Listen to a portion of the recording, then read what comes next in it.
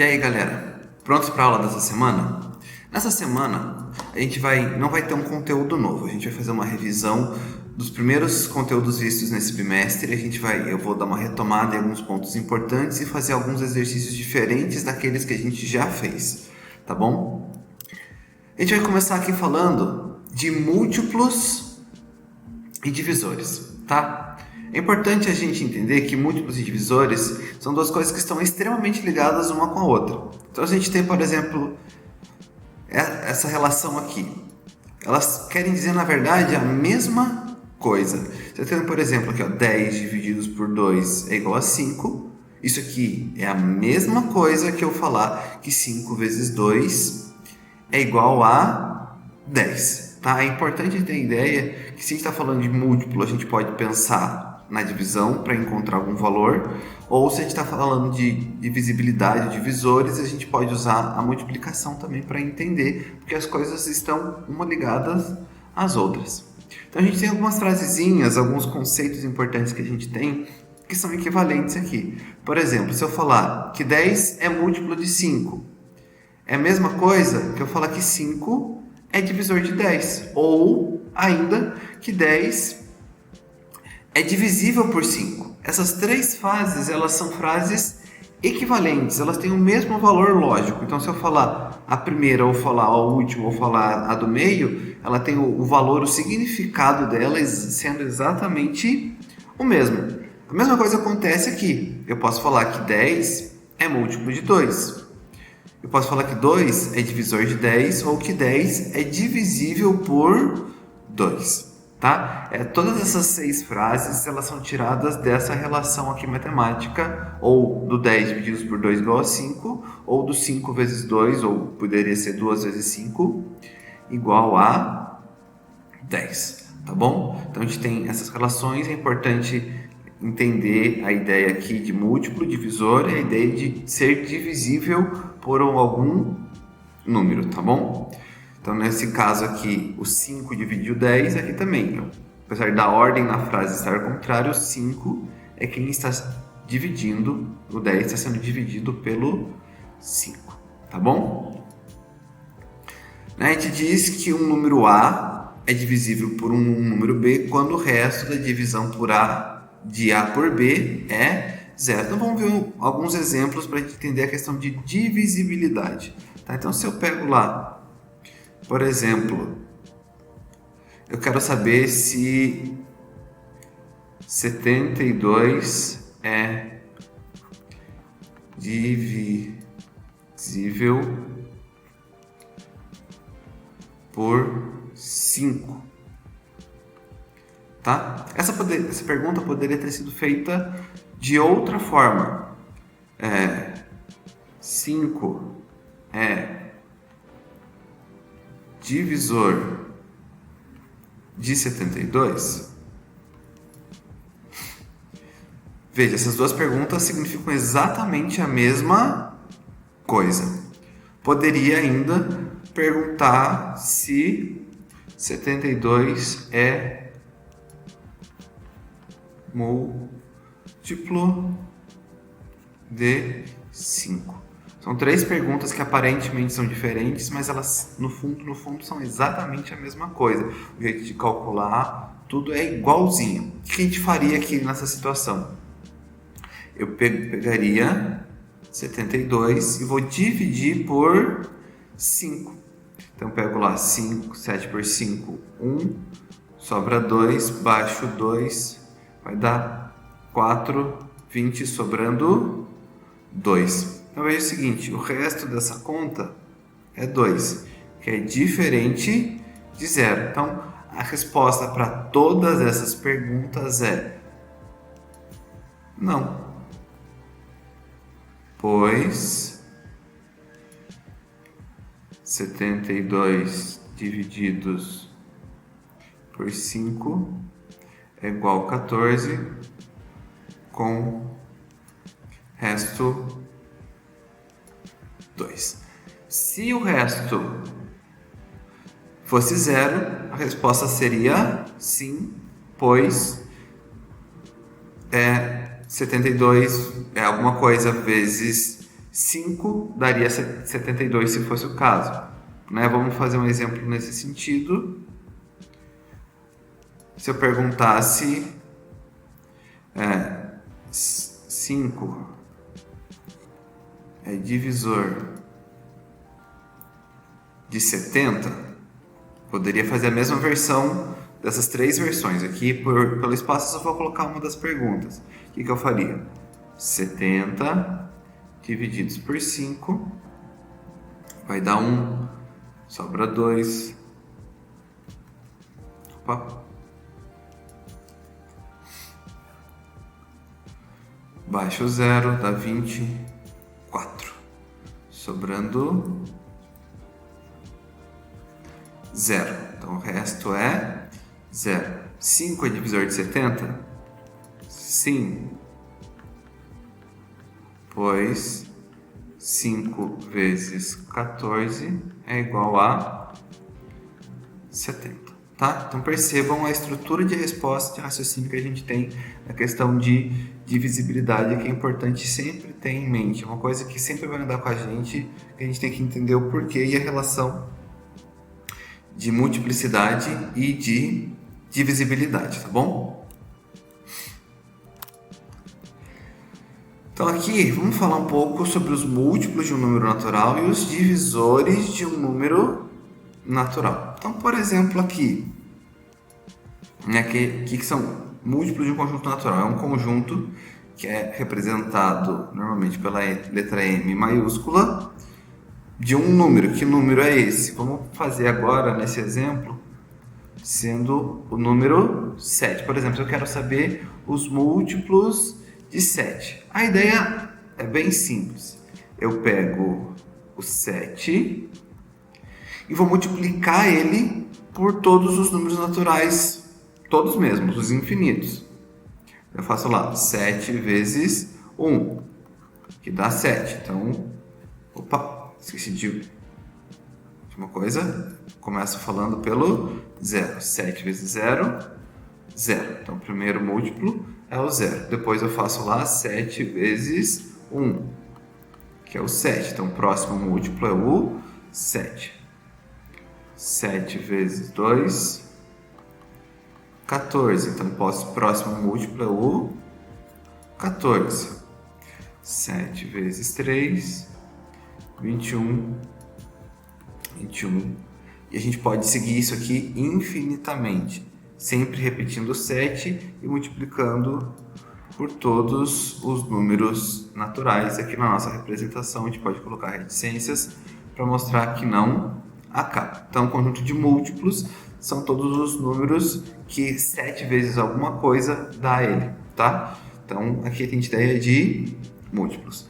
Já a ideia de divisores de um múltiplo, divisores de um número natural, por exemplo, aqui a gente vai representar daí pela letra D maiúscula. A gente, por exemplo, pode pegar o número, por exemplo, 64, tá bom? Quais são, o que é esse conjunto aqui? São todos os números que dividem o 64 e deixam o resto zero. Para isso a gente vai procurar todos os números que vezes alguma coisa, o resultado dá 64. Percebam que nos múltiplos, aqui sempre repetiu 7. Isso aqui era 7 vezes alguma coisa. Aqui a gente vai ter o resultado sendo 64. Que número vezes outro que dá 64? Lembra que eu falei? Apesar de estar falando de divisores, quando a gente procura divisores, a gente acaba usando a multiplicação. O primeiro número que sempre vai dar certo é o número 1, porque 1 sempre é divisor do número. Então, 1 vezes 64 dá 64. Depois a gente pode passar para o próximo. No caso aqui, o 2. O 2 é vezes 32, que dá 64. A gente testaria o 3. O 3 não divide 64. A gente passa para o 4. O 4 vezes 16. 4 vezes 16 também dá 64. A gente vai testando número por número. Depois a gente testa o 5. 5 não. Depois a gente testa o 6. O 6 não divide. Isso você pode ir fazendo lá a conta de divisão se você não sabe de cabeça. Não tem problema nenhum. Daí a gente testa o 6. O 6 também não. A gente testa o 7 também não. A gente testa o 8. 8 é vezes 8, que também dá 64. Repare o seguinte, que na primeira coluna os números vão aumentando. Na segunda coluna os números vão diminuindo. Até o momento em que esses números vão se encontrar. Aqui encontrou certinho 8 vezes 8, às vezes não vai ser exatamente na mesma conta, mas quando um número chegar no outro, o primeiro número chegar algum número que já está na segunda coluna, a gente pode parar. Dessa forma a gente encontrou todos os divisores. Quais são eles? São todos esses números da primeira e da segunda coluna. Então os divisores de 64 são o 1, o 2, o 4, o 8, o 16, o 32 e o 64. Percebam, enquanto o conjunto de múltiplos é infinito, então esse conjunto aqui é infinito. Esse conjunto aqui ele é finito, ele tem um número determinado de elementos, ele acaba, tá? Então aqui a gente tem quantos elementos? 1, 2, 3, 4, 5, 6, 7 elementos, enquanto esse aqui tem infinitos elementos, tá bom?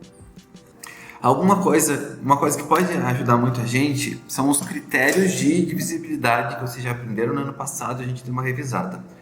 Aqui eu estou trazendo para vocês de novo os principais critérios de divisibilidade, tá bom? Os que são mais úteis para a gente ver. Então, por exemplo, se a gente está tentando fazer o conjunto dos divisores, a gente usar os critérios de divisibilidade ajudam bastante para saber se um número é divisível ou não por determinado valor. Por exemplo, aqui eu falei que o 3 não era divisível, o 64 não era divisível por 3, por isso que o 3 não aparece nessa lista. Poderia ter feito a conta ou usado o critério que a gente tem aqui. Vamos falar critério por critério para ficar mais fácil. Então aqui, ó. Então, um número natural, né, é divisível, por exemplo, por 2. Quando esse número ele termina por 0, por 2, por 4, por 6 ou por 8. Vamos pensar naquele 64. Ó, o 64. Veja, ele termina em 4. Então, ele seria divisível por 2. Ó, próximo. 3. A soma dos valores absolutos dos algarismos é divisível por 3. Vamos entender essa frase. Então, pensando no 64, o que seria? Eu faria a soma de 6 mais 4. Soma de 6 mais 4 dá 10. Veja que 10, a gente sabe da tabuada do 3, ele não é divisível, não tem 10 na tabuada do 3. Então, nesse caso, 64 não seria divisível por 3. Por isso que eu já falei direto. Esse seria um jeito prático. Ou poderia ter, como eu falei anteriormente, fazer a divisão. Ó, divisibilidade por 5. Um número é divisível por 5 quando o algarismo das unidades é 0 ou 5, quando ele termina. Então, veja, de novo, a gente só vai olhar para o último algarismo. Nesse caso, ele termina em 4, que não é 0 e nem é 5. Tá bom? O número, ele é divisível por 6 se ele é divisível ao mesmo tempo por 2 e por 3. No caso do 64, veja, ele é divisível por 2, mas ele não é divisível por 3. Se ele fosse divisível por 2 e divisível por 3, eu teria que ele era divisível por 6. Nesse caso, como ele não é divisível por 3, então ele também não vai ser divisível por 6. Daí o 7 é um caso que a gente normalmente não tem um critério de divisibilidade. A gente não usa, existe, mas ele é bem complicado. O do 8, ele existe, não é tão difícil de entender, mas ele na prática acaba não sendo muito útil, porque ele só funciona bem para números extremamente grandes. E como a gente não trabalha com números extremamente grandes, aqui vale a pena apenas fazer a divisão de um número por 8 e ver se a resposta dá certo ou não. Tá? Nesse caso, 64 não é um número tão grande, a gente conhece ele da tabuada do 8, a gente saberia que o 8 é divisível, 64 é divisível por 8. Seguindo para o 9. A critério do 9 ele é praticamente idêntico ao critério do 3, porque a gente também faz a soma, 6 mais 4, e olha para o resultado. Só que aqui, claro, que a gente vai pensar se ele é divisível por 9. 10 não é divisível por 9. E a critério de divisibilidade por 10 é se a unidade termina em 0. Então, nesse caso, 64 não termina com 0. Tá bom? Vou fazer um outro exemplo aqui. Por exemplo, se eu pegasse lá o 72. O 72, veja, para a gente entender melhor o critério do 3 e do 9 e do 6, eu vou fazer aqui 72, eu posso fazer o seguinte, 7 mais 2, que é igual a 9. Veja o seguinte, 9 ele é divisível por 3, então 72 é divisível por 3. O 72 é um número par, pois termina com 2, então ele é divisível por 2, tá? Então eu vou fazer aqui de outra cor para ficar mais fácil de memorizar. Então, vou até apagar aqui e fazer de novo. Então, para a gente entender aqui, a gente pega o 72, a gente faz lá 7 mais 2, que dá 9. Então, para conferir, o critério do 2, ele é par, ele termina com 2, então tá ok. 7 mais 2 dá 9, 9 dividido por 3, então ele é divisível por 3. Ele não é divisível por 5, por não terminar nem por 0 nem por 5. Ele é divisível por, divisibilidade por 6. Então veja, ele é divisível por 2 e ele é divisível por 3. Então, diretamente eu sei que ele é divisível por 6.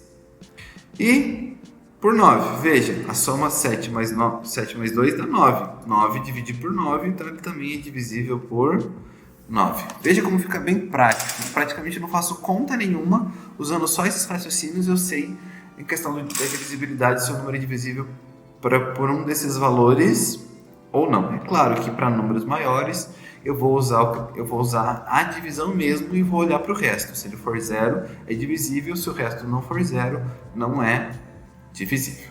Beleza?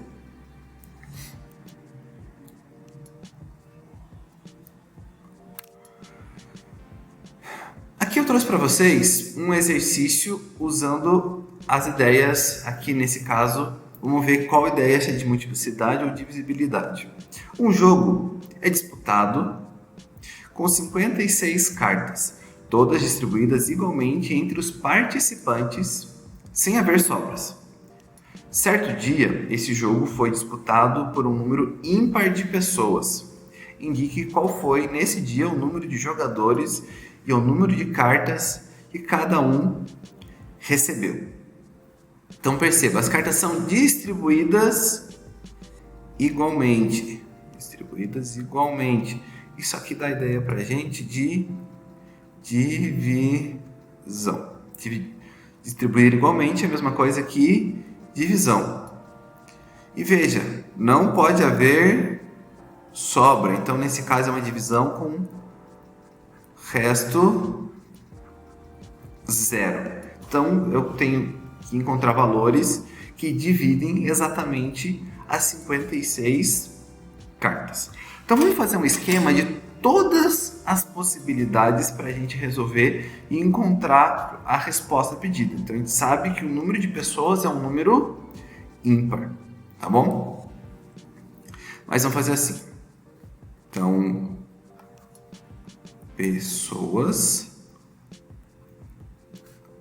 aqui, cartas.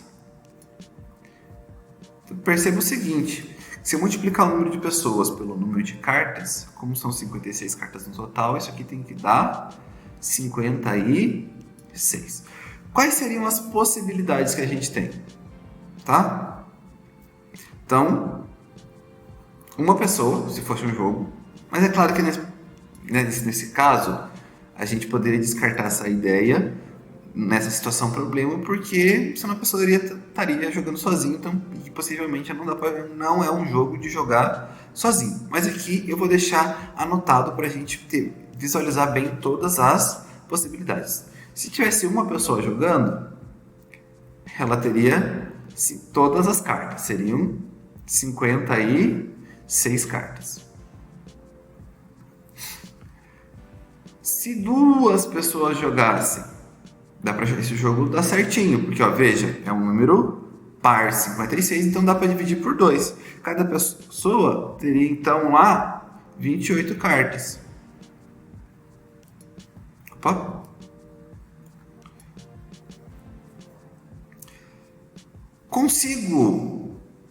Três pessoas conseguem jogar esse jogo? Perceba o seguinte, eu tenho que saber se 56 é divisível por 3. Só que 5 mais 6 é igual a 11. E se é igual a 11, 11 não dá para dividir por 3. Então, nesse caso, 3 não vai entrar na nossa listagem aqui. Tá bom? 4. Será que 4 dá certo? 4 sim. Por quê? Porque 4 vezes 14, isso aqui vai dar 56. 5. Ó, veja, ele termina em 6. Então não dá para dividir por 5. 6 pessoas conseguem jogar esse jogo? Veja, ele é divisível por 2, mas não é divisível por 3. Então 6 pessoas não conseguem jogar esse jogo porque não pode sobrar carta nenhuma. Próxima possibilidade seria o 7. 7 pessoas podem jogar? Sim, porque 7 vezes 8 é igual a 56. Veja, o próximo número seria 8, então a gente já meio que terminou. Só vamos fazer o esquema. Ó. Poderiam jogar 8 pessoas com 7 cartas, poderiam jogar 14 pessoas com 4 cartas, poderiam jogar 28 pessoas, a gente não sabe o número limite de pessoas, não sabe se o jogo funcionaria, mas na teoria poderia funcionar com 2 cartas cada uma, ou por último 56 pessoas, cada uma com uma única carta. Veja que todas as multiplicações estão dando 56. Isso quer dizer que na divisão de cartas não vai sobrar nenhuma carta. Perceba o seguinte, aqui fala que o número de pessoas é ímpar, tá bom? De todos os números de pessoas, fora a primeira opção que a gente pode descartar por ser uma pessoa só, a gente entende então que a resposta correta são 7 pessoas, cada uma com 8 cartas. Então, 7 pessoas, cada uma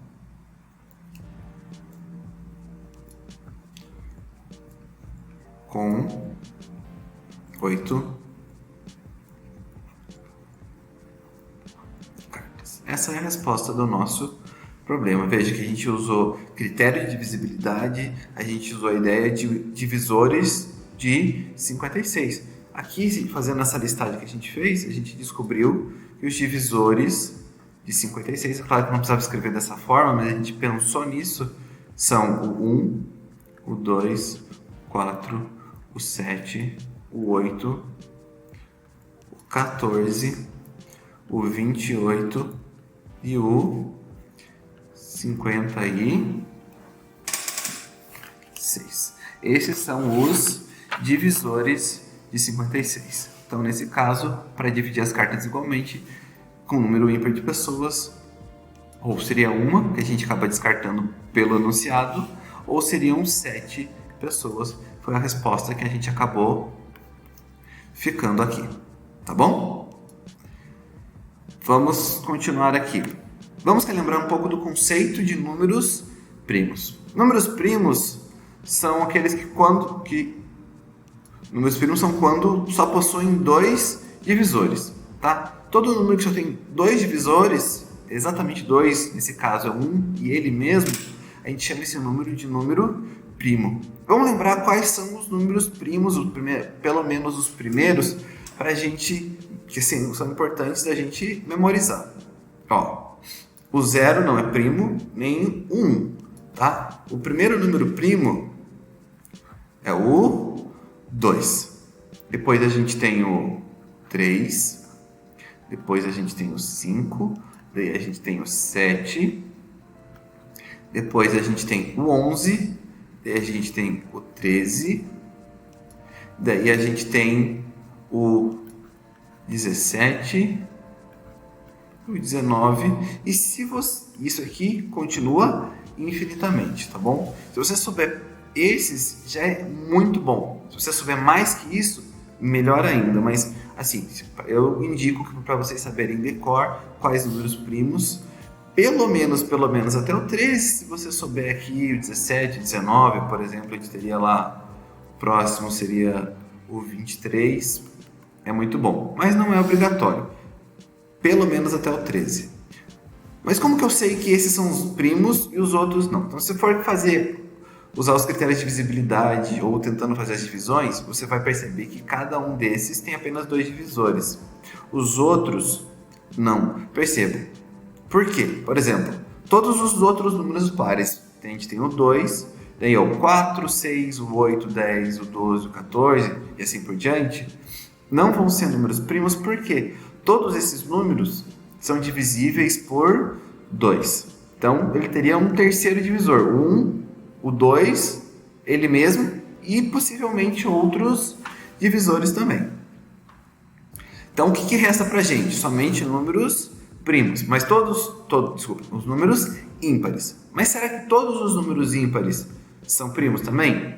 Não. Boa parte deles é, mas não. Por exemplo, 2, o 3, o 5, o 7 são números primos, porque só tem 2 divisores.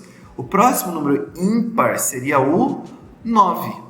O 9, só que o 9 também dá para dividir por 3, então a gente pode descartar. Daí a gente passa para o próximo, é o 11. O 11 é primo, o 13 é primo. Depois a gente teria o 15. O 15 ele já dá para dividir por 3 e também dá para dividir por 5. Então, a gente teria mais divisores do que 2. Então, de 2 divisores, né? No 15, por exemplo, a gente teria o 1, o 3, o 5 e o 15. Seriam 4 divisores. Então, não entra na categoria de número primo, tá bom? E a gente pode seguir assim com o raciocínio. Se um número não é primo, a gente diz que ele é composto com apenas duas exceções, o 0 e o 1. Por quê? O 0 ele tem infinitos divisores, então a gente não consegue contar quantos divisores são, e o 1 tem apenas um divisor, que é ele mesmo. Então ele não entra na categoria nem de número primo, nem de número composto. Todos os demais que não são primos, nem 0, nem 1, eles têm mais de 2 divisores e eles são chamados de números compostos. Né? Quais são os números compostos aqui? Se a gente fosse pegar os primeiros, aqui claro que não precisa decorar. Mas, por exemplo, teria o 4, o 6, o 8, o 9, o 10, o 12, o 14, o 15, o 16, o 18, o 20 e assim por diante. O que eles têm de especial, tá?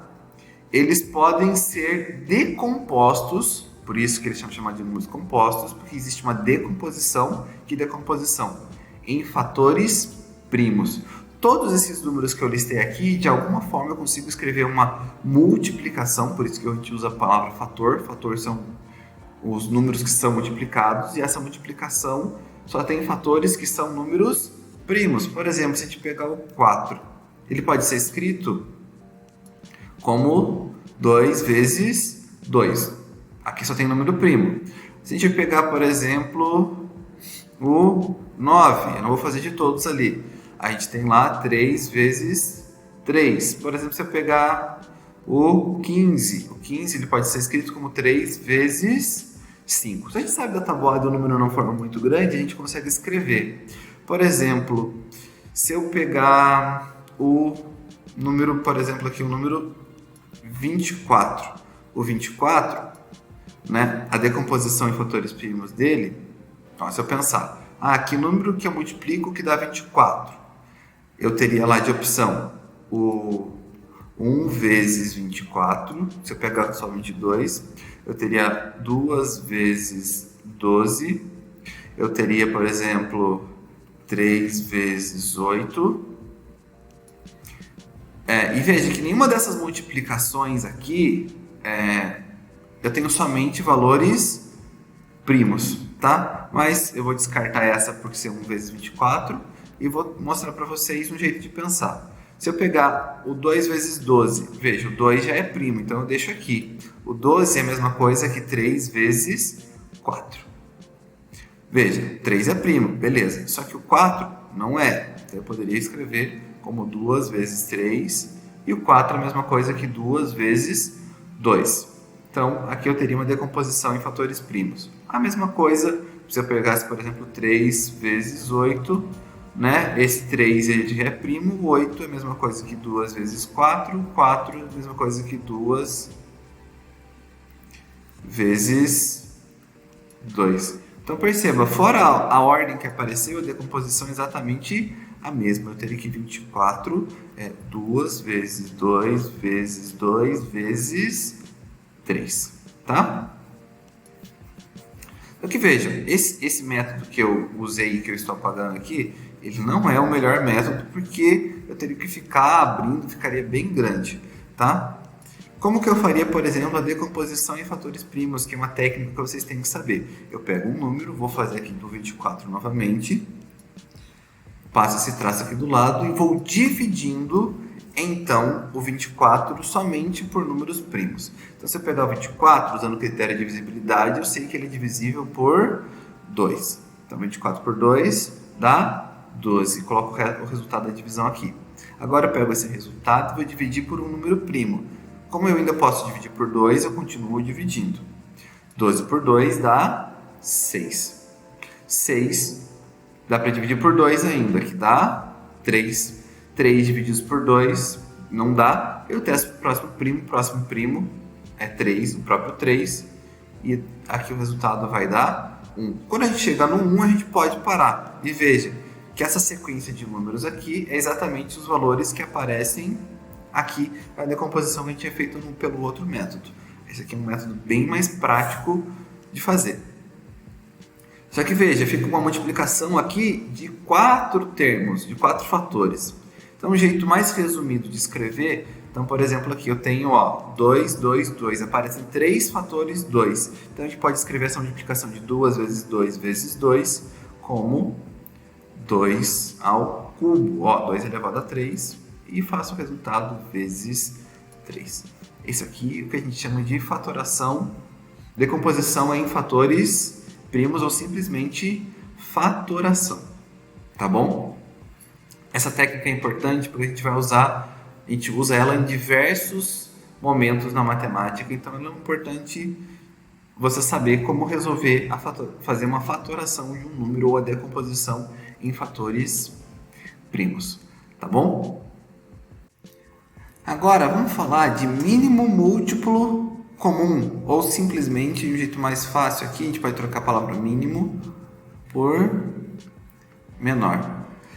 Qual é a ideia aqui? É a gente encontrar o menor ou mínimo, o menor valor que é múltiplo de alguns números ao mesmo tempo. Então, por exemplo, aqui para a gente entender como faz para calcular, só para a gente lembrar, se eu estiver calculando, se eu quiser calcular em determinado momento o MMC, a gente já vai ver como saber quando calcular. Quero calcular o MMC, por exemplo, do 10, do 12 e do 15. Eu quero descobrir qual que é o menor número que está na tabuada do 10, que está na tabuada do 12, que também está na tabuada do 15. E é o menor possível. Então, se eu pegar aqui, calcular os múltiplos de 10. Quais são eles? O 0, o 10, o 20, o 30, o 40, 50, 60 e assim por diante. Pego lá os múltiplos de 12. Quais são os múltiplos de 12? O 0, o 12, o 24, o 36, 48, o 60, o 72 e assim por diante. Faço também os múltiplos de 15. Quais são os múltiplos de 15? O 0, o 15, o 30, 45, 60, 75, 90 e assim por diante.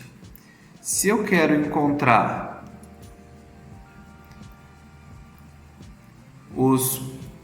o menor múltiplo comum, então a gente faz os múltiplos comuns. A gente olha aqui, o 0 é um múltiplo comum, só que a gente não usa ele, porque esse 0 é o múltiplo de todos, então MMC sempre seria 0. A gente vai procurar valores que sejam múltiplos comuns a todos. Veja. Ó, por exemplo, o 30, ele é múltiplo comum de 10 e de 15, só que ele não é múltiplo comum de 12. Se eu, por exemplo, pegar aqui qual que é o próximo que eu consigo encontrar igual, que é o primeiro que eu consigo encontrar igual em todos os casos, é o 60. O 60 está aqui, o 60 está aqui e o 60 está aqui. Veja, não tem nenhum número menor que 60 fora o 0 e está nos múltiplos de todos ao mesmo tempo aqui. Posso fazer isso com 2 números, posso fazer com 3, posso fazer com quantos números eu quiser. Então veja, o menor valor encontrado aqui é o 60. Então o MMC nesse caso é o 60, é o menor múltiplo comum entre 10, 12 e 15. Esse aqui é um jeito de encontrar. Se um número não estiver muito na frente, muito longe no seu conjunto de múltiplos, é um método que fica muito bom, ele é prático de encontrar, mas o que pode acontecer? Eu posso ter que fazer uma lista extremamente grande, muito maior que essas aqui, até encontrar um múltiplo comum, que dependendo dos valores que eu pego, pode demorar bastante, tá? Outra coisa que eu quero comentar aqui, quando eu encontro o menor múltiplo comum e eu faço o múltiplo desse valor, então eu tenho ali o 0, 60, 120, 180 e assim por diante. Todos esses valores aqui dos múltiplos de 60 também são múltiplos de 10, também são múltiplos de 12 e também são múltiplos de 15. Eles são múltiplos comuns a todos esses valores e o menor deles é o 60, tá? Beleza. Então a gente encontrou o menor múltiplo comum relativo ao 10, ao 12 e ao 15. Mas, para não correr risco de ter que ficar fazendo listagens muito grandes, esse aqui é fácil de entender o conceito. Esse é um método bom porque ele é mais fácil de entender o porquê que eu estou fazendo isso. Mas ele não necessariamente é o método mais prático. A gente reviu esse ano também um outro método, que é o método usando a decomposição em fatores primos. O que eu faço? Eu vou fazer a decomposição em fatores primos do 10, do 12 e do 15. Então, ó, se eu pegar lá o 10 e fizer a decomposição, divido por 2, vai dar 5. Por 5 vai dar 1. Tá, aqui foi rapidinho. Então, a decomposição em fatores primos do 10 é 2 vezes 5.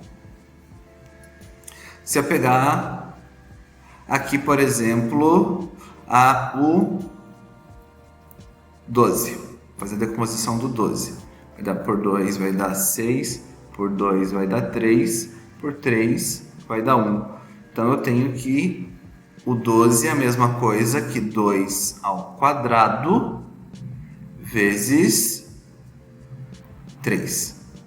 E se eu pegar o 15, vou ter lá 15 eu posso dividir por 3, vai dar 5, por 5 vai dar 1, então 15 é a mesma coisa que 3 vezes 5.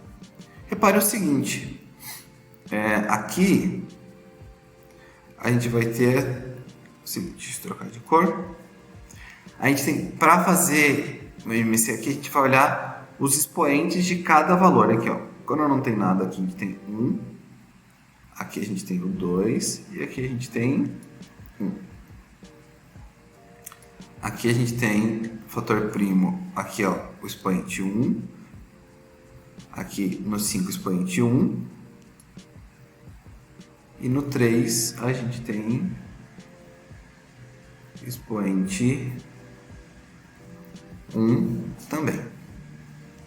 Então percebam, para eu calcular o MMC desse valor, então MMC de 10, de 12 e de 15, ele vai ser formado da seguinte maneira. Eu vou pegar os fatores primos. Que fatores primos que aparecem em todas as decomposições? Ó, aqui a gente tem o fator 2, a gente tem o fator 3 e a gente também tem o fator 5, tá? Vai ser a multiplicação desses fatores. Agora, tendo todos os expoentes, a gente vai ter que escolher os expoentes do nosso MMC. Acho que ficou meio apertado aqui. Eu vou apagar, vou escrever mais para baixo para ficar mais fácil da gente visualizar, tá? Ó. Então é o seguinte, a gente quer calcular o MMC do 10, do 12 e do 15. Os fatores primos, como a gente viu, são o 2, o 3 e o 5, tá? E aqui a gente tem que escolher os expoentes que aparecem aqui. No caso do mínimo múltiplo comum menor, a gente vai pegar o maior expoente de cada um dos fatores. Então aqui, se a gente pegar do 2, quais são os expoentes do 2? Ó, o 2 tem aqui 1 como expoente, a gente tem 2 como expoente, e aqui a gente tem 0 como expoente. Qual que é o maior desses expoentes? É o 2. Então, nesse caso, a gente vai ter 2 elevado a 2. Se a gente for pegar outro fator, se a gente, por exemplo, pegar o do 3, quais são os expoentes? Ó, veja, aqui a gente tem 0, aqui a gente tem expoente 1 e aqui a gente tem expoente 1. Qual que é o maior desses valores? É o 1. Tá? Agora, olhando para o 5. O 5 a gente tem aqui. Nesse caso, a gente tem 1 como expoente, a gente tem 0 como expoente e a gente tem 1 como expoente. Qual que é o maior desses valores? É o 1. Beleza? Agora sim, a gente vai lá e calcula esse valor aqui. 2 ao quadrado dá 4. Eu faço vezes 3 e depois eu faço vezes 5. Ó, aqui vai ficar quanto então? 4 vezes 3, 12. 12 vezes 5, 60.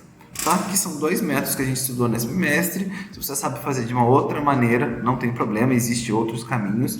Aqui a gente teria, por exemplo, a decomposição em fatores primos simultânea, a gente faz um traço só, coloca os dois números um do lado do outro, mas a gente viu nesse bimestre esses 2 métodos, tá bom? Aqui um exercício que usa essa ideia. Em um país, as eleições para presidente acontecem a cada 3 anos, para governador de estado a cada 6 anos, para deputado a cada 8 anos. Se em 2018 ocorreram nesse país eleições para os 3 cargos, em que ano no século atual ocorrerá novamente essa coincidência? Então perceba, aqui a ideia por trás é que existe valores a cada 3 anos, então a gente tem aqui a cada 3 anos, a gente tem a ideia de múltiplos de 3. Quando a gente fala a cada 6 anos, isso traz a ideia para a gente com múltiplos de 6.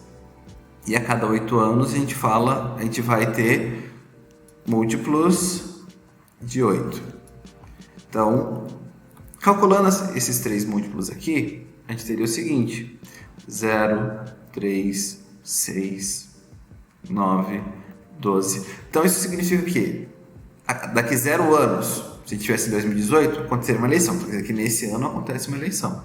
3 anos depois acontece, 6 anos depois acontece, 9 anos depois acontece, 12 anos depois acontece. Essa é a ideia. Mesmo aqui a gente vai fazer a mesma ideia para o 6, então a gente tem 0, 6, 12, 18. E para o 8, 0, 8, 16, 24. Veja que até aqui não tem nenhum valor coincidente, não tem valor comum fora o 0. Mas como a gente quer saber o próximo, não adianta usar o 0. Então, qual seria a ideia aqui? Continuar fazendo a lista aqui. Então, 12 mais 3, 15. A gente teria lá 18. Vou fazer um pouquinho mais aqui. Vou fazer até chegar ao 18, 21, 24. Se eu for fazer a próxima listagem, 12, 18, aí a gente tem o que? O 24. Opa! O que a gente pode fazer? A gente reparou aqui, ó. Aqui, 24, 24, 24. 24 é um múltiplo comum de 3, de 6 e de 8. Então a gente quer saber qual ano ocorrerá a próxima eleição com os 3 cargos juntos. Daqui 24 anos. Se a gente está lá em 2018, a gente passa 24 anos, a gente vai ter o quê? 8 mais 4, 12, vai 1. 1 mais 1, 2 com 2, 4, 0, 2. Então, a gente tem que a próxima eleição ocorrerá no ano de 2042. É o único ano o próximo ano que vai acontecer as eleições exatamente no mesmo ano, tá? Veja a ideia por trás, que na verdade a gente calculou o MMC de 3, de 6 e de 8, que deu lá 24.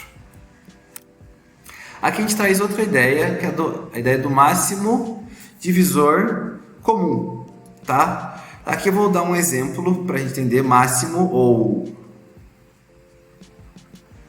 maior, tá? A gente pode trocar por essa palavra. Então a gente tem que encontrar quais são os divisores comuns e ver qual que é o maior deles. Então se a gente quer calcular lá o MDC, por exemplo, de 36, 48 e de 60. Eu estou pegando um exemplo mais completo para a gente precisar fazer um só. Então a gente faria lá, calcularia os divisores de 36. Aqui eu vou fazer bem rapidinho essa ideia. Quais são os divisores de 36? O 1, o 2, o 3, o 4, o 6, o 9. A gente também tem o 12, o 18 e o 36. Quais seriam os divisores de 48? Os divisores de 48 são o 1, o 2, o 3, o 4, o 6, o 8. A gente também tem o 12, o 16, o 24 e o próprio 48. Quais são os divisores de 60? Os divisores de 60, a gente tem aqui o 1, o 2, a gente tem o 3, a gente tem o 4, o 5, o 6, o 10, o 12, 15, o 20, o 30 e o próprio 60. Para a gente achar aqui os divisores comuns, a gente olha todos os valores que estão nos três conjuntos. Por exemplo, a gente teria o 1, o 2, o 3, o 4, veja o 6 também. A gente teria o 9 não, o 5 a gente passou também não, o 12 sim, depois do 12. Percebam que não tem mais nenhum número que divide o 36, o 48 e o 60 ao mesmo tempo. Então, nesse caso, a gente teria os múltiplos comuns. Múltiplos comuns seriam o 1, o 2, o 3, o 4, o 6 e o 12, e o M. Múltiplos comuns não. Os divisores comuns, então MDC, de 36, 48 e 60 é o quê? O 12, que é o maior dos divisores comuns. Aqui, vamos fazer rapidinho por decomposição em fatores primos. Então, a gente teria lá que o 36, fazendo aqui você mais rapidinho, você pode fazer toda a decomposição passo a passo. O 36 é o quê? Mesma coisa que 2 ao quadrado vezes 3 ao quadrado, né? 2 ao quadrado 4, 3 ao quadrado 9. Veja, a gente só tem fatores primos. A gente tem o 48. O 48, a gente tem lá o... Aqui, fazendo a decomposição completa. 2 dá 24, 2, 12, 2, 6, 2, 3, 3, 1. Teria aqui, ó, 2 elevado à quarta potência vezes 3 elevado à primeira potência. A gente também tem o 60. A gente faz a decomposição do 60. Teria 2, 30, 2, 15, 2, não dá, 3, 5, 5, 1. Então, aqui a decomposição em fatores primos seria 2 ao quadrado vezes 3 vezes 5. Perceba aqui, para a gente completar bonitinho, nas duas primeiras expressões não tem 5, então seria 5 elevado a 0 e 5 elevado a 0. Para a gente calcular, então, o MDC de 36, de 48 e de 60, a gente tem o quê? Que olhar todos os expoentes. Então, aqui é 1, aqui também é 1. E nesse caso, a gente está calculando o máximo divisor comum, a gente vai pegar o menor dos expoentes. Então, nesse caso, olha para o fator primo 2. Qual que é o menor dos expoentes? 2, 4 e 2. O menor expoente é 2. O fator primo 3. O menor expoente é 2, 1 e 1. O menor expoente é 1. Olha para o fator comum 5. É 0, 0 e 1. O menor expoente é 0. Então vai ficar o seguinte: 2 ao quadrado, 4. A gente tem 3 elevado a 1, que dá 3. E 5 elevado a 0, que dá 1. 4 vezes 3 vezes 1. Isso aqui vai dar 12. Então, no nosso caso, MDC é 12, que é o maior número que divide o 36, o 48 e o 60.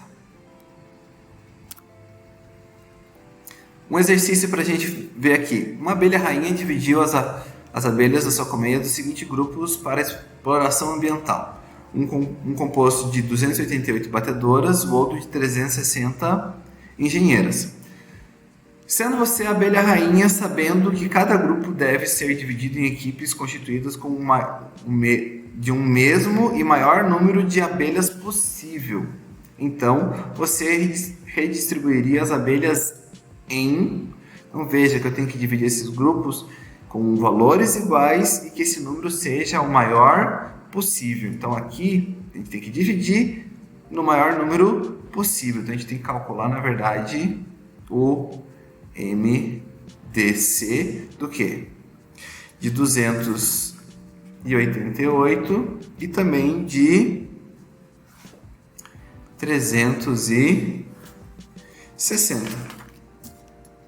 Então, o que a gente vai fazer aqui?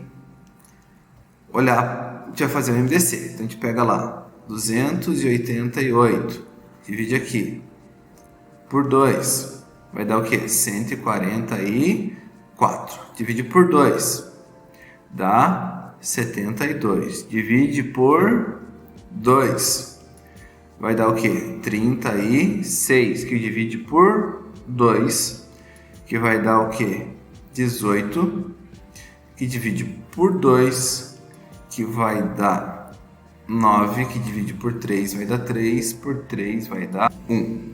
Terminamos aqui. Então, 288 é igual a 1, 2, 3, 4, 5, 2 elevado a 5 vezes 3 elevado ao quadrado. Agora a gente vai partir para o 360. Fazemos a decomposição. Por 2 vai dar 180. Por 2 vai dar 90. Por 2 vai dar o quê? 45. Por 3 vai dar 15. Por 3 vai dar 1. Desculpa. Vai dar 5. E por 5 vai dar 1.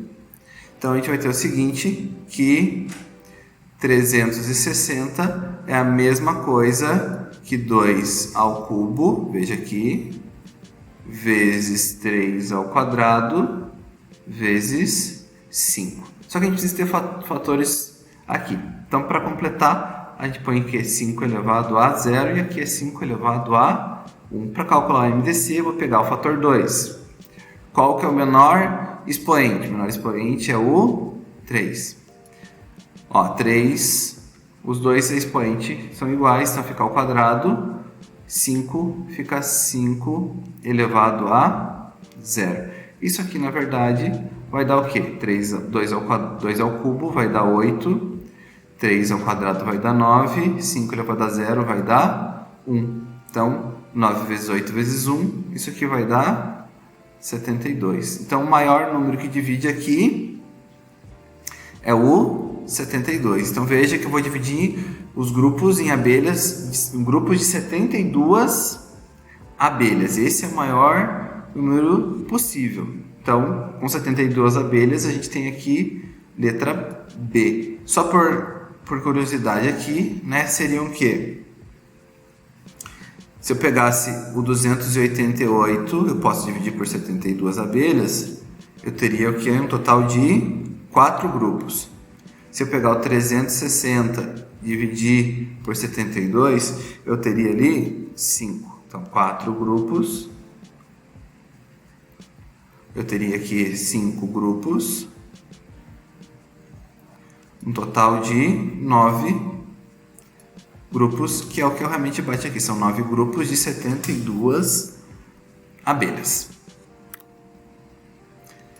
Aqui a gente também vai falar um pouquinho de porcentagem. Primeira relação que a gente tem aqui, tem que ter, é saber escrever porcentagem, a ideia de porcentagem de várias maneiras possíveis. Então, a ideia básica de porcentagem a gente escreve assim. Mas lembrando que ela pode ser escrita como uma fração centesimal, né? Uma fração que tem 100 aqui de baixo.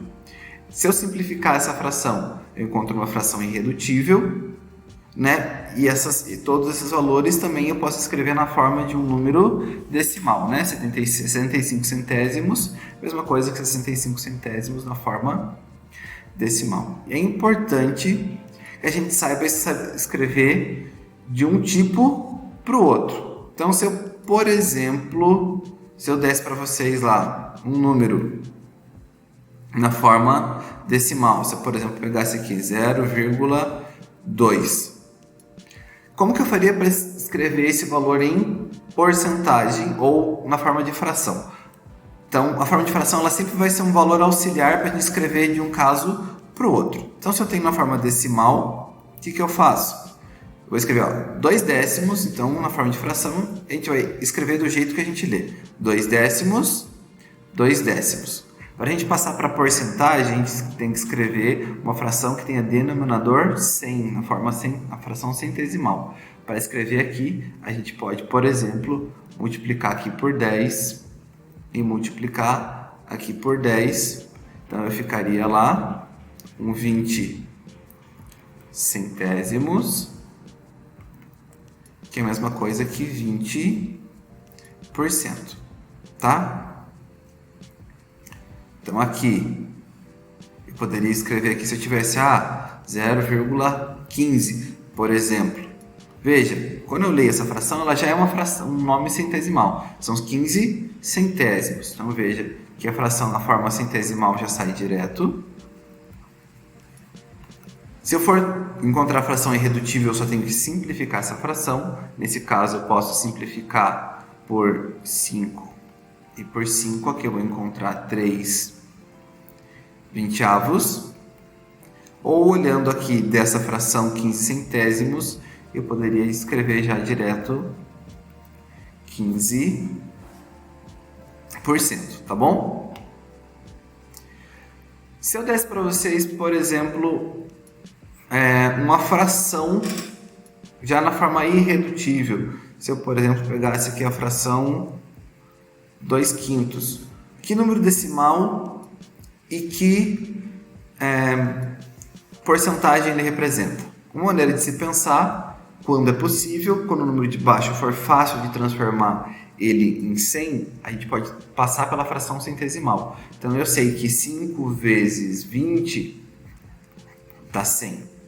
Se eu quero calcular uma fração equivalente, faço vezes 20 em cima, isso aqui vai dar 40. Então, 40 centésimos, que é a mesma coisa que 40%, que é a mesma coisa que 40 centésimos na forma decimal. Então, veja que eu transformei de fração para um número, a fração centesimal, para porcentagem e para número decimal.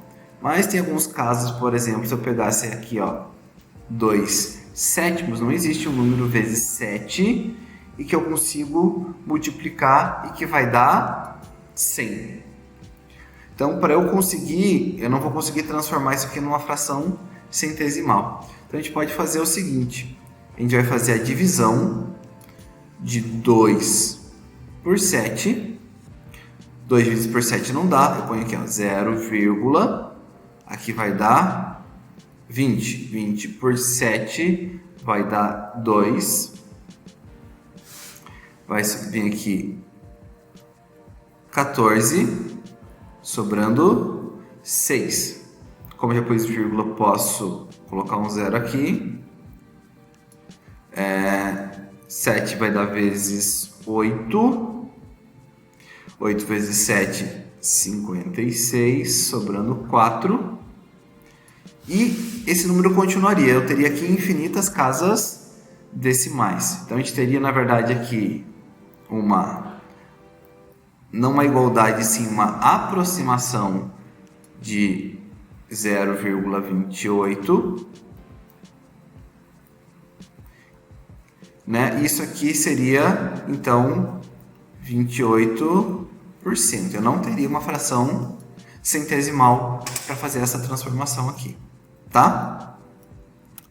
A gente pode, por exemplo, também, de um jeito bem simples, se eu pegasse uma porcentagem, se eu pegasse, sei lá, 25%, eu posso facilmente transformar isso aqui para 25 centésimos e de uma forma direta também para 0,25, que são os 25 centésimos, tá?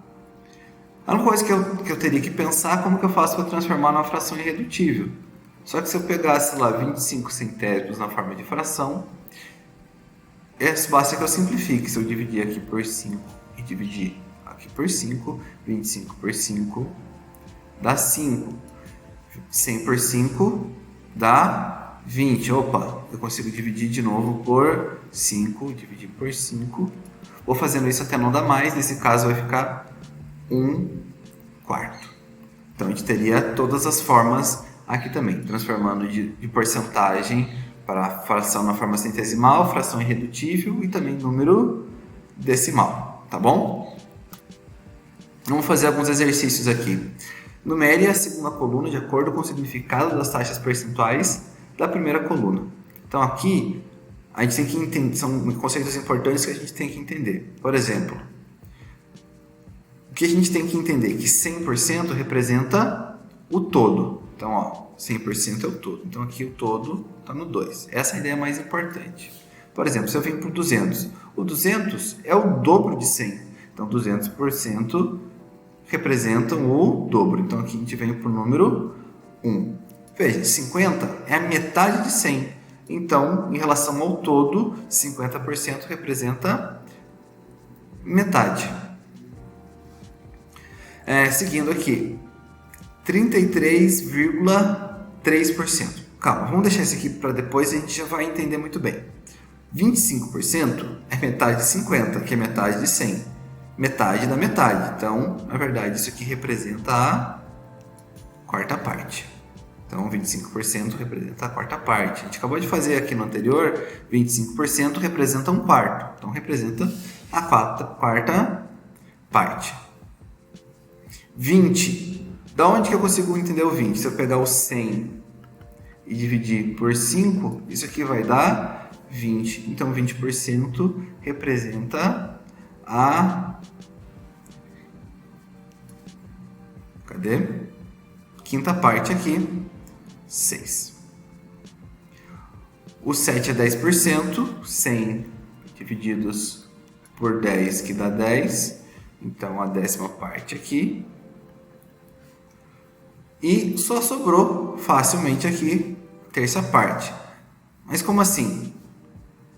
Aqui, se eu pegar o 100 e dividir por 3, veja o seguinte, a gente vai ter aqui 10 divididos por 3, 3, que vai vir 9, sobrando 1.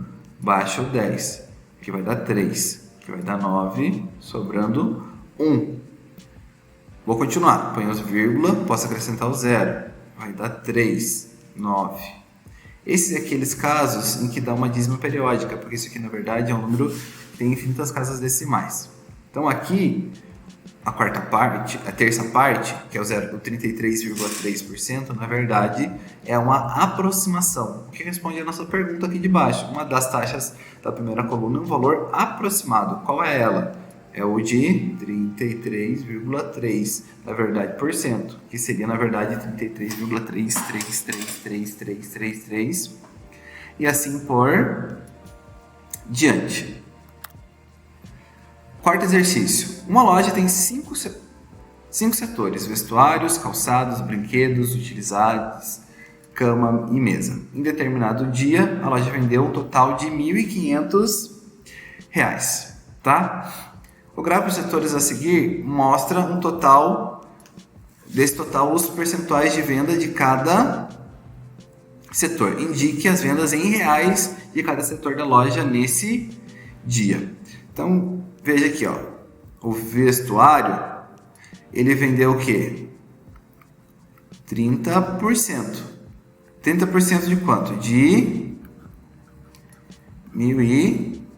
Então, a gente tem que calcular aqui quanto que é 30% de 500. Lembra, 30% é a mesma coisa que 30 centésimos de, a gente já viu que significa vezes, 1.500. Fazendo a multiplicação aqui, a gente teria o quê? 30 vezes 1.500, isso aqui vai dar lá um total de 45.000, que eu divido por 100. Isso aqui vai dar o quê? 450.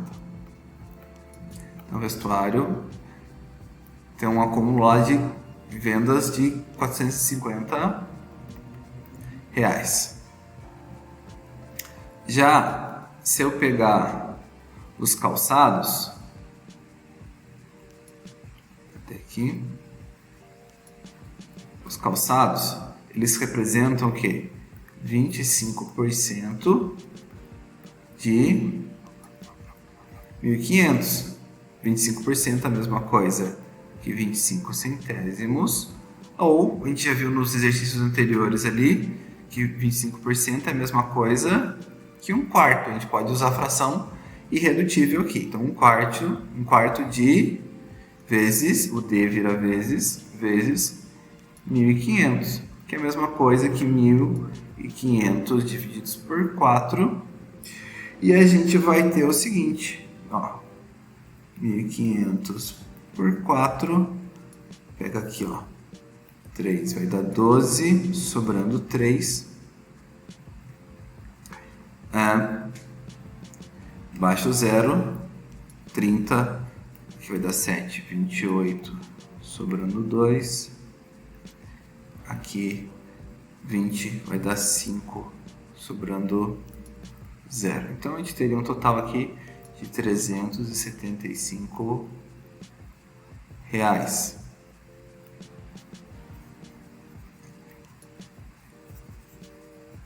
Próximo. Aqui. Vamos fazer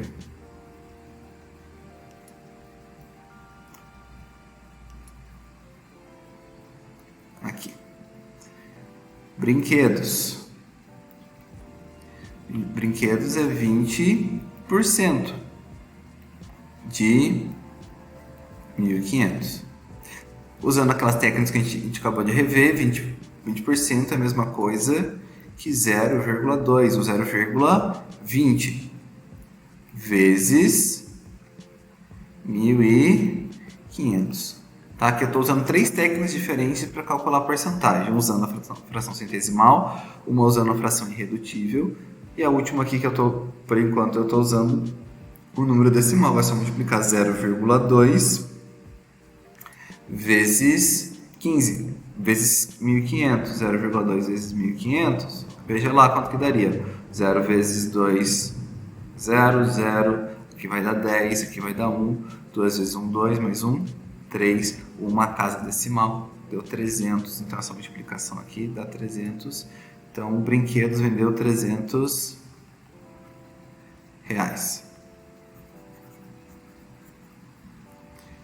Brinquedos, ó, próximo, aqui a gente teria utilidades. Deixa eu pegar uma cor melhor aqui, uma outra cor. Utilidades eu vou usar aqui. Utilidades, 15% de 1.500, 15%, a gente fez lá, a gente pode, por exemplo, fazer aqui, ó, 15 centésimos de 1.500, que eu posso multiplicar, na verdade, podendo usar a lei do cancelamento, a gente faria aqui, ó, cortando os zeros aqui, ficaria 15 vezes 15, R$225. E por último, a gente teria cama e mesa. Cadê meu mouse? Aqui, cama e mesa, que seriam 10%. 10% é décima de 1.500. 10% de 1.500 é décima parte. Basta que eu divida por 10, eu vou ficar com um total de R$150.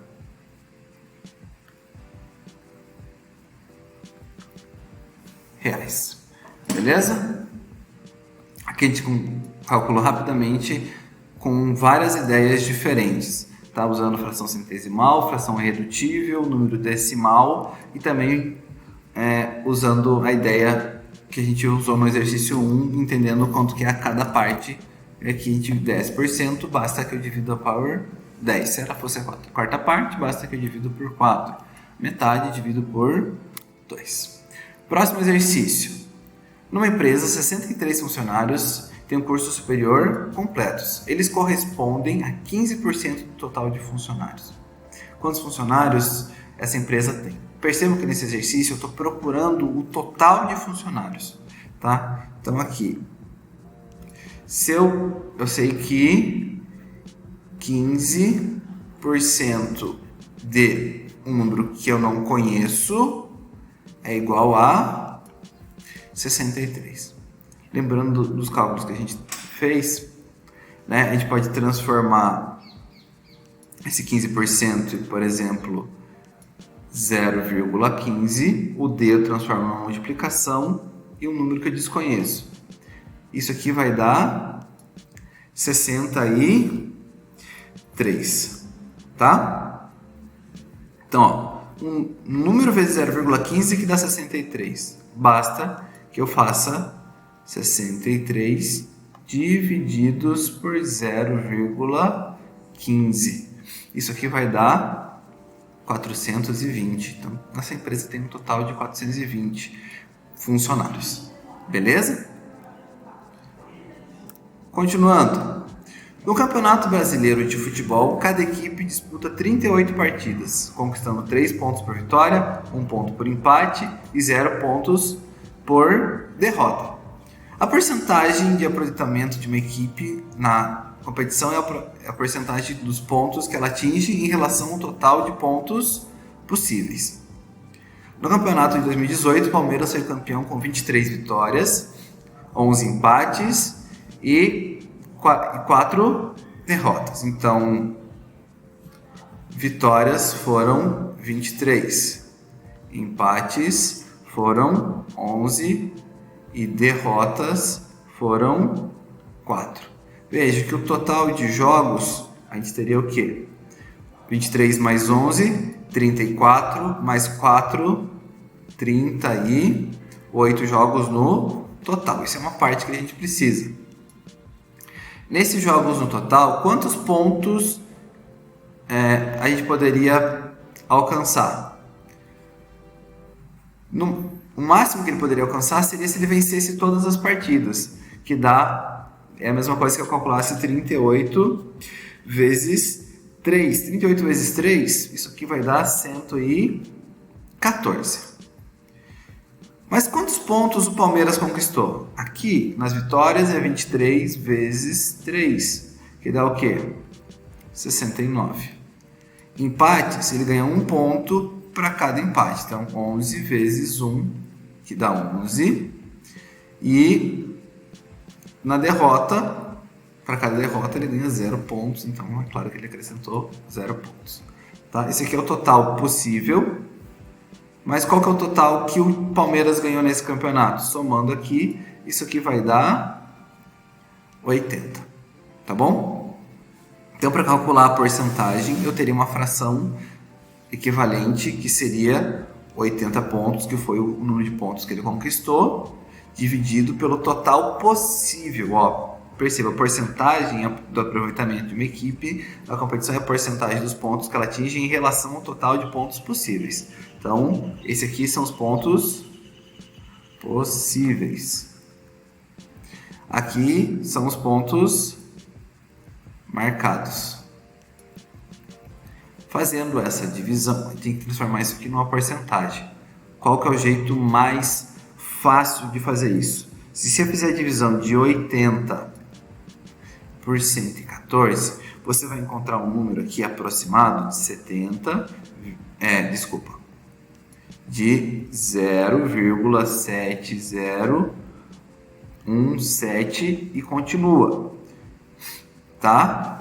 Então isso aqui seria aproximadamente, então, 70,17%. Se eu for arredondar para um número com uma casa decimal, isso aqui seria a mesma coisa que 70,2%. Tá? Então aqui essa é a maneira que a gente descobre a porcentagem de algo, dividindo a quantidade que eu tenho pelo valor total. A gente sempre vai encontrar a porcentagem. 11. O salário atual do pai de Lucas é de R$ 3.500. A partir do próximo mês, a empresa onde ele trabalha vai aumentar o salário dos funcionários em 8%, qual passará a ser o salário do pai de Lucas. Então aqui a gente está vendo que tem um aumento percentual. Então, para a gente saber calcular um aumento percentual, a gente sabe que o aumento foi de 8%. Quer saber quantos reais foi esse aumento. Então, a gente teria que calcular aqui, 8% de 3.500. Calculando de algum dos métodos que a gente fez nos exercícios anteriores, a gente vai encontrar que esse aumento é de R$ 280. Se o salário aumentou R$ 280, o salário novo dele é o valor que tinha, que é 3.500, mais os 8% de aumento, 280, totalizando 3.780 reais. Tá bom? Vamos para mais um exercício. Aqui, o último que a gente vai fazer na aula de hoje, para aumentar as vendas no início do ano, uma loja de departamentos que marcou os preços dos seus produtos 20% abaixo do original. Quando chegam ao caixa, os clientes que possuem cartão fidelidade da loja têm direito a um desconto adicional de 10% sobre o valor total das suas compras. Um cliente dessa loja, deseja comprar um produto que custava R$ 50 antes da remarcação de preços. Ele não possui cartão fidelidade da loja. Caso esse cliente possuísse o cartão fidelidade da loja, a economia adicional que obteria ao efetuar a compra em reais seria de... Então percebam aqui, o produto custava R$ 50. Com o desconto de 20%, então a gente teria menos 20% do valor do produto, que é 20% de 50. Quanto que dá isso aqui? R$ 50 que é o valor do produto, 20% de 50 é a mesma coisa que 10. Se você fizer o cálculo separadamente, você vai encontrar que 20% de 50 é 10. Então, o preço anunciado lá então seria de 40. Só que quando ele chega no caixa, o produto que custa 40, se ele tiver o cartão, ele ganha um outro desconto de 10% sobre o valor da compra. Só que o valor da compra agora é 40, então ele quer saber 10% de 40. Quanto que é 10% de 40 aqui então? 10% de 40, só dividir 40 por 10. Isso aqui vai dar R$ 4, né? Por curiosidade, quanto que seria o valor que ele pagaria por esse produto? Seria 40 menos 4, ele pagaria R$ 36. Então, com desconto de 20%, depois do desconto de 10%, ele pagaria R$ 36. Certo, pessoal? Espero que tenha aproveitado essa revisão, aproveitado esses exercícios a mais que a gente fez para tirar dúvidas. Qualquer coisa, se vocês ficarem em dúvida ainda, vocês podem perguntar para mim no comentário particular ou na live de sexta-feira. Fiquem com Deus. Até a próxima.